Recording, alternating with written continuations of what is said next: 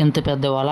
Hello guys, మళ్ళీ వచ్చేసా. ఈరోజు ఎక్కడికి వెళ్తున్నామంటే చేపల వేటకి వెళ్తున్నాము. నేను ఈ వీడియోలో ఉండాలంటే నా పక్కన గుండెగాడు కూడా ఉండాలి. వాడితో వచ్చి ఎంటర్టైన్మెంట్ మామూలుగా ఉండదు. చేపల వేట ఎక్కడో కాదు, మన బౌద్ధ నదిలో రాళ్ళు గుంపు దగ్గర. మేమైతే నలుగురు వచ్చాము. మేము వచ్చేటప్పటికే సాయంత్రం 6:30 అయిపోయింది. మేమైతే నలుగురు వచ్చామని చెప్పాం కదా, మా ముగ్గురికి ఈత రాదు. ఈ అంకుల్కి ఒక్కరికే ఈత వచ్చు. ముందైతే మంచి ప్లేస్ వెతుక్కున్నాము. ఈ అంకుల్ కూడా చెప్పారు ఇక్కడ ఎక్కువ చేపలు ఉంటాయి అనేసి.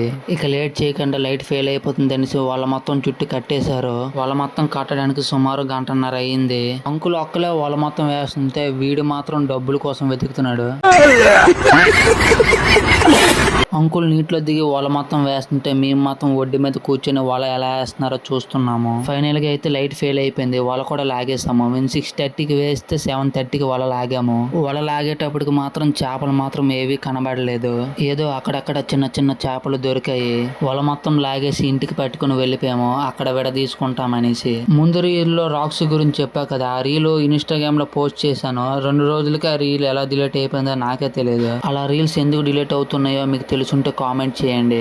వల మొత్తం లాగేసి ఇంటికి పట్టుకొని వెళ్ళిపోయాము. ఇంటికి వచ్చాక వలలో ఉన్న చేపలు మొత్తం తీసి సపరేట్ చేసాము. వలలో చేపలు మొత్తం సపరేట్ చేయడానికి సుమారు 1 గంట పట్టింది. ఫైనల్ గా మన చేపలు మన చేతికి వచ్చేసాయి. ఈ వీడియోని స్క్రోల్ చేసే ముందు ఫాలో కొట్టడం మర్చిపోకండి.